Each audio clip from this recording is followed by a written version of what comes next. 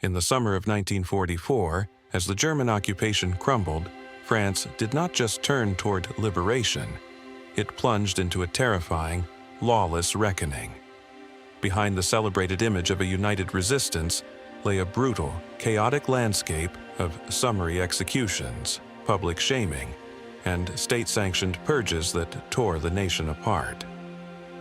While thousands were branded traitors, the architects of this betrayal often walked free, shielded by a web of political secrets and systemic complicity. Was this a genuine attempt at justice or a calculated national cover-up? The truth is far darker, more complex, and more controversial than history remembers. The Wild Purge. The summer of 1944 in France was not merely the end of a war. It was the violent, chaotic birth of a new reality. As the Wehrmacht retreated, fleeing toward the Rhine, they left behind a shattered infrastructure and a profound, terrifying power vacuum. For 4 long years, the French people had lived under the heel of an occupier, forced into a daily existence of rationing, silence, and submission. Then, in the blink of an eye, the German boot was gone, and the provisional government of the French Republic led by Charles de Gaulle was still thousands of miles away from exercising real authority on the ground. Into that sudden, suffocating silence stepped the ghosts of the occupation. The local resistance fighters, the maquisards emerging from the forests, and, most unpredictably, the neighbors who had watched one another for years. This was the start of the épuration sauvage, or the Wild Purge. This was not a trial. There were no judges, no defense attorneys, and no records of evidence. It was an eruption of raw, unmediated vengeance. Across the towns and villages of France, the resistance, the Forces Françaises de l'Intérieur, viewed themselves as the rightful executors of a revolutionary duty. They believed they were cleansing the body politic of traitors before the old, compromised structures of the state could return to protect the collaborators. It was a moment of absolute moral clarity for them. But for the rest of the populace, it felt like a descent into anarchy. Thousands of summary executions and violent assaults tore through the streets of liberated France. Men were dragged from their homes at night, taken to the outskirts of town, and shot in nameless fields. The sheer scale of this violence became a battlefield of its own, fought with numbers instead of bullets.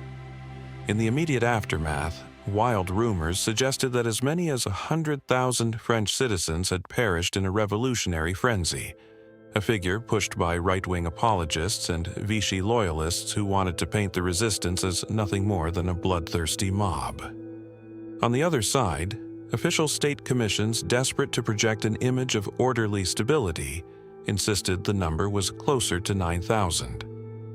Today, historians have navigated this minefield of propaganda, landing on a consensus of between 10,000 and 15,000 extrajudicial executions.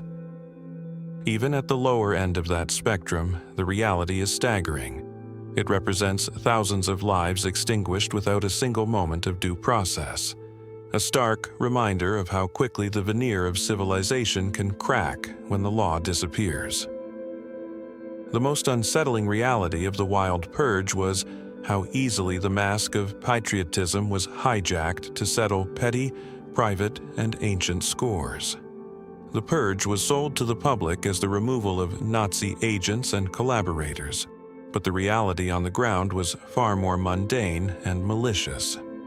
Across rural departments, the chaos of the liberation provided the perfect cover to resolve decades-old agrarian boundary disputes, long-standing commercial rivalries, and bitter family vendettas.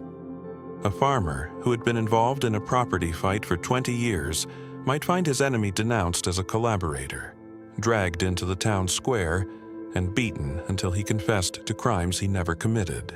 Wealth, unpopularity, or simply being on the wrong side of a pre-war grudge was often enough to trigger a death sentence. The lines between a genuine effort to punish treason and the cold, calculated exploitation of lawlessness became completely blurred. These events were often defined by highly theatrical, public spectacles of shame. A suspected collaborator was not simply detained, they were paraded through crowded streets, stripped of their social status, and subjected to public beatings. Mobs forced suspects to perform humiliating tasks, like cleaning streets with toothbrushes or running a gauntlet of angry, jeering onlookers. This was not just punishment, it was a performance designed to make treason visible to the entire community. By physically degrading these individuals in the heart of the village or the city, the crowds were actively casting them out of the national body. Modern scholars see this visceral, localized violence as a desperate, collective attempt by the French people to reclaim their sense of national and masculine pride. The surrender in 1940 and the subsequent years of occupation had left the French psyche shattered. The collective shame of being a subjugated nation, of living under the rules of an invader, and of witnessing widespread administrative compliance had left the population feeling politically and socially emasculated. Participating in the destruction of the collaborator became a vital, cathartic ritual. By engaging in the humiliation of those who had associated with the enemy, the post-liberation crowds were rewriting their own history.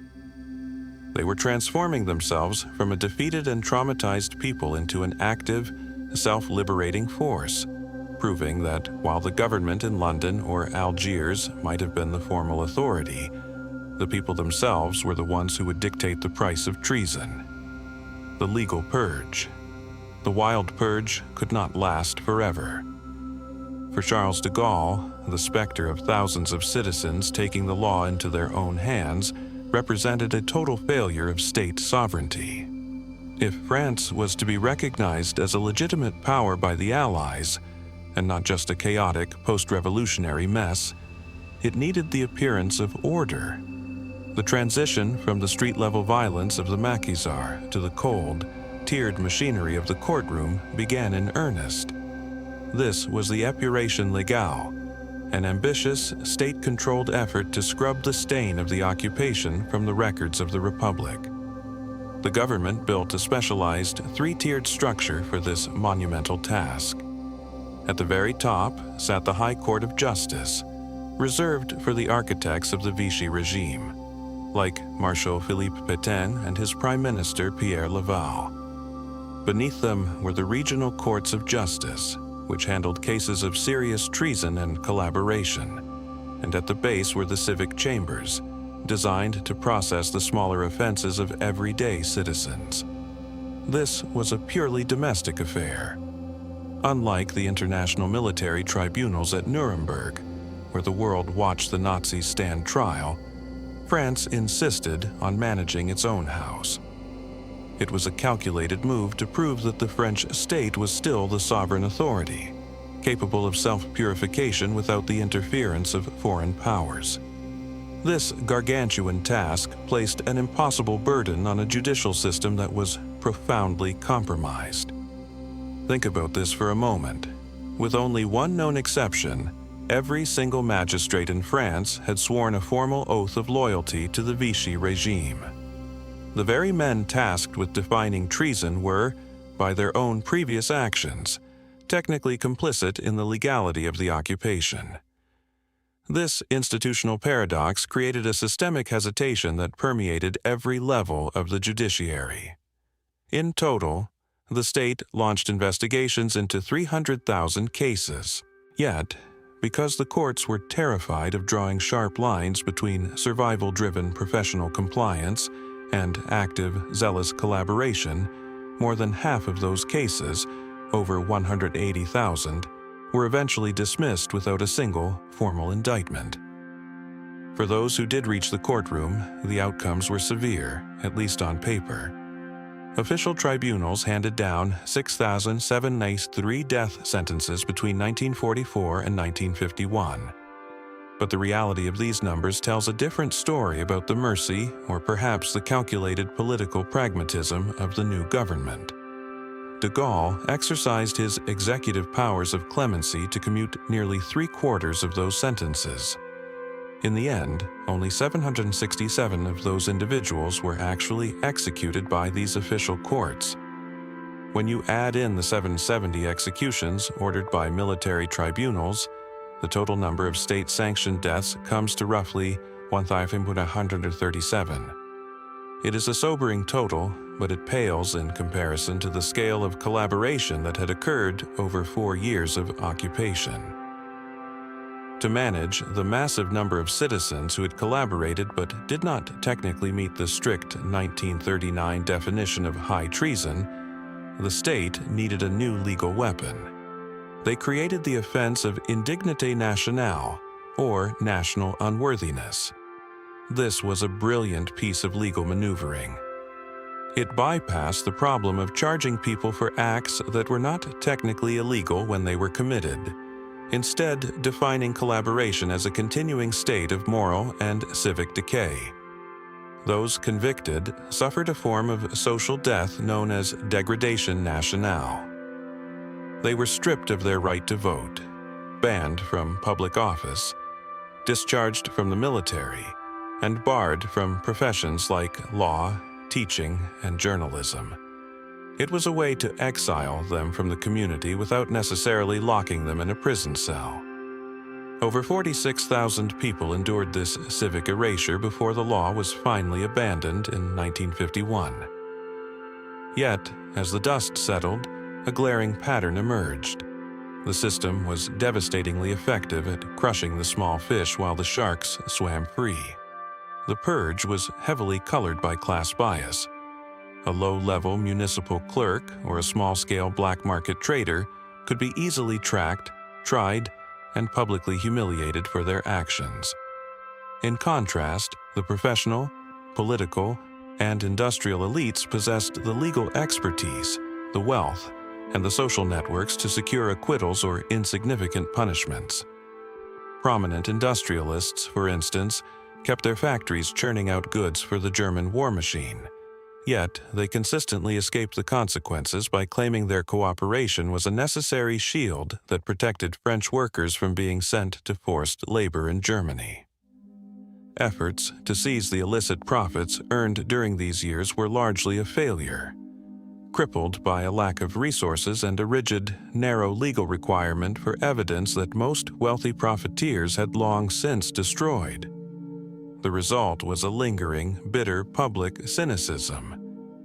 For many, the legal purge became a symbol of a deeper, systemic failure, a process that was engineered to punish the powerless while carefully preserving the status and wealth of the pre-war establishment. The state had regained its authority, but it had done so by sacrificing the promise of total justice for the safety of administrative continuity. The tragedy of Les Tendus.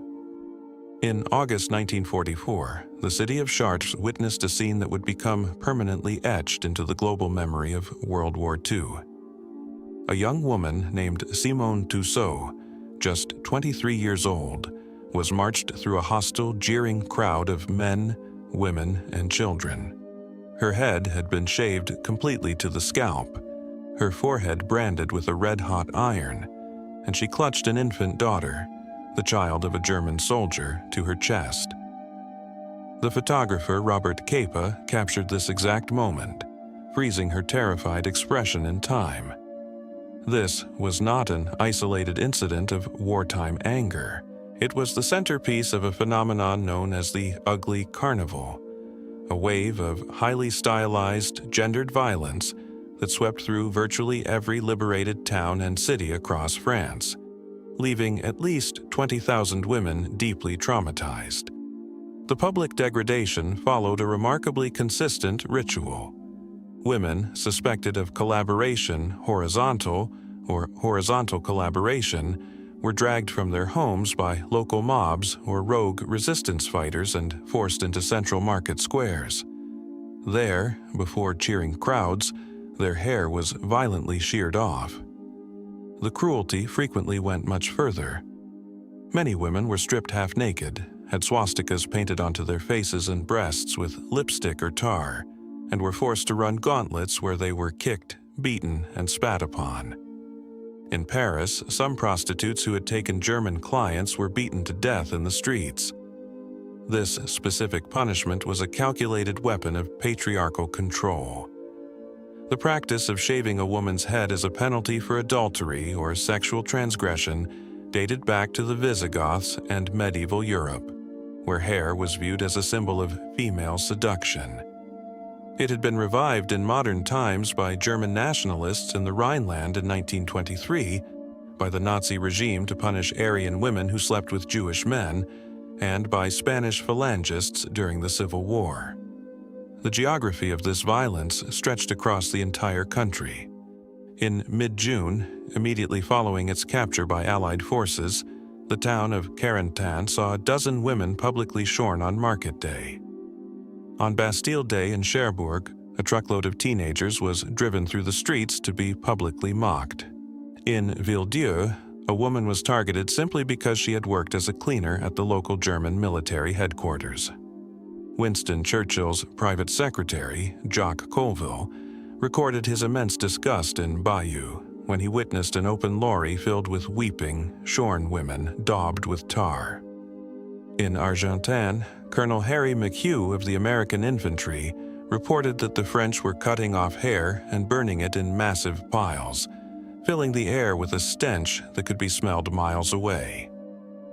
The American historian Forrest Pogue observed that the women looked like hunted animals. Even the famous actress Arletty faced this public wrath, with decades of bitterness remaining because she ate luxuriously at the Hotel Ritz with a Luftwaffe officer while ordinary citizens starved. The public justification for these actions was always a moral and patriotic defense of French honor, but the historical data reveals a completely different reality. Modern archival research demonstrates that only 42% of the women targeted were actually involved in romantic or sexual relationships with German occupiers. The remaining 58% had performed completely non-sexual, professional duties, working as cleaning ladies, typists, translators, or cooks out of absolute economic necessity to feed their families during the lean years of the occupation. Many others were entirely innocent, targeted by neighbors who fabricated accusations to settle local grudges, or by actual collaborators who took a leading vocal role in the head shaving to divert attention from their own wartime guilt. The sheer hysteria completely ignored the scale of the human reality, which resulted in approximately 200,000 babies born to French mothers and German fathers during the war. This focus on the sexual behavior of individual women served a deeper psychological purpose for a deeply traumatized nation. The catastrophic military collapse of 1940 and the subsequent years of occupation had left Frenchmen feeling politically and socially emasculated. They had been unable to protect their borders or their families, and they had lived under the constant humiliation of German dominance. By actively dominating and punishing vulnerable women, French males reasserted their lost agency and masculinity. The female body, having been physically occupied by the enemy, was treated as a symbol of the compromised nation itself. Shaving that body was a cathartic, symbolic reclamation of territory. Crucially, this public theater successfully distracted the public eye from the far more systemic structural collaboration of the nation's male-dominated institutions. While the crowds focused their rage on cleaning ladies and translators, the civil service, the national police, the judiciary, and major industrial corporations that had kept the German war machine running escaped immediate public reckoning. Although resistance leaders in Paris, including Colonel Henry Roltanguy and René Porte, distributed warning posters and physically tried to stop the mobs, the practice remained widespread because it served to reabsorb women into traditional, conservative gender roles that mirrored the patriarchal values of the old regime. The Vichy legacy and political lustration. As the smoke cleared from the streets and the tribunals handed down their sentences, a silent, more insidious process was unfolding behind the heavy doors of the French government. While the small-time collaborator or the woman branded a traitor in the market square faced the immediate wrath of the public, the architects of the Vichy state were executing a different strategy: the art of the pivot. This was the era of elite persistence, a time when the men who had orchestrated the deportation of children and the suppression of the resistance simply changed their hats, rebranded themselves as patriots, and seamlessly integrated into the new Fourth Republic. The institutional crimes of the Vichy regime were not limited to the physical battlefield. They were etched into the very infrastructure of French society, most notably through the process of Aryanization. Under laws pushed by the French state itself, Jewish businesses, homes, and art collections were systematically looted and transferred to non-Jewish trustees. This state-sponsored theft created a massive economic windfall for a wide swath of the French middle and upper classes who bought these assets at fire sale prices. When the war ended, the government attempted to address this, but they hit a wall of their own making. To preserve the myth of a universal, indivisible republic, post-war laws avoided using the word Jewish, choosing instead to refer to victims only as generic citizens who had suffered under measures exorbitant to ordinary law. This legal erasure created a bureaucratic nightmare that forced survivors to fight for decades just to reclaim their own property. Even as late as the 1990s, thousands of looted artworks remained in national museums, their histories obscured by the convenient silence of the state. The most shocking evidence of this continuity was the survival of the men who had been at the helm of the occupation. Take the case of René Bousquet, the Secretary General of the Vichy Police. He was the man who personally coordinated with the SS to facilitate the deportation of thousands of Jewish children to death camps. After the war, he was acquitted of treason and served only a token, brief sentence for national unworthiness, which was immediately lifted because he claimed to have participated in the late war resistance. Bousquet went on to a brilliant career at the Bank of Indochina, was reinstated to the Legion of Honor, and even became a regular dinner guest of President François Mitterrand in the 1980s. Then there was Maurice Papon, the prefect who signed the deportation orders for over 1,600 Jews in the Gironde region. Like Bousquet, he successfully rebranded himself as a closet resistor. He climbed the administrative ladder to become the prefect of Paris Police, where he oversaw the brutal suppression of Algerian protesters in 1961, and eventually reached the pinnacle of political power as the Minister for the Budget. It took until 1998, over 50 years after the liberation, for Papon to finally be convicted of complicity in crimes against humanity. These men were not aberrations. They were proof that the administrative state valued its own continuity over the moral reckoning of the nation. To protect the political class from an aggressive purge by local resistance committees, the government established the Jury d'honneur. This three-member panel was supposed to filter the parliamentarians who had voted to grant powers to Marshal Pétain in 1940. Instead, it operated like an exclusive gentlemen's club. Presided over by René Cassin, the panel was packed with elite lawyers who shared the same social, educational, and professional networks as the very politicians they were investigating. National archives contain endless correspondence addressed to Cassin with the salutation, "Mon cher ami," where the accused leveraged their shared university ties and exclusive club memberships to secure a clean bill of health. Parliamentarians with law degrees were significantly more likely to be acquitted by this jury than by any local court. This cronyism ensured that the traditional political class remained intact, effectively shielding itself from the consequences of their pre-war votes. This entire preservation strategy was cemented by the construction of what historian Henry Rousseau famously termed résistentialisme, or the resistance myth. To stabilize a nation teetering on the edge of Cold War division, leaders like Charles de Gaulle and the French Communist Party constructed a narrative of total unity. They told the French people that the entire nation had resisted the German occupation, and that the collaborationist regime was merely an illegal parenthesis that had nothing to do with the real France. By turning the resistance into a national religion and burying the evidence of widespread compliance, the state could move forward as a unified power. It was a powerful, necessary lie that marginalized the victims of Vichy and kept the uncomfortable truth of widespread collaboration locked away in the archives for generations. The state survived, but it did so by burying its own complicity under the weight of a heroic, manufactured history, controversies, and historical reckoning. For 8 decades, France has existed in a state of suspended animation regarding its own past. The story of the liberation was carefully curated, sanitized, and presented to the world as a singular, heroic surge of resistance.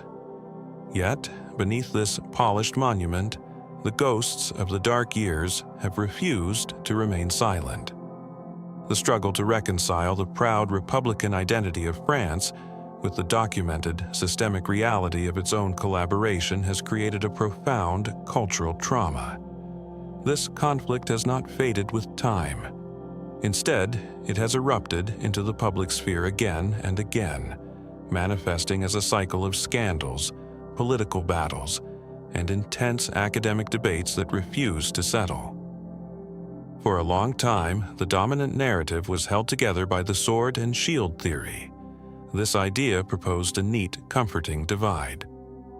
Marshal Pétain had acted as a shield, enduring the humiliation of Vichy to protect the French people from the worst of German cruelty, while General de Gaulle operated as the sword, striking from London to eventually liberate the nation. Under this framework, the post-war purges were framed as regrettable, overly passionate outbursts by the resistance, an unnecessary stain on an otherwise noble transition. This myth allowed the post-war state to distance itself from the crimes of the Vichy regime, portraying that period as an illegal parenthesis in the history of the Republic, a temporary aberration that bore no relation to the true, eternal France. This comforting silence was shattered in 1972 by an American historian, Robert Paxton. His book, Vichy France, Old Guard and New Order, did more than just recount facts. It destroyed the foundation of the national myth. By digging into captured German archives alongside French records, Paxton proved that Vichy was not a passive, victimized entity operating under duress. It was an active, eager partner. He demonstrated that Vichy officials had initiated anti-Semitic laws and state-sponsored exclusions without any German request, pursuing a domestic revolution that they hoped would secure France a privileged place in Hitler's new European order.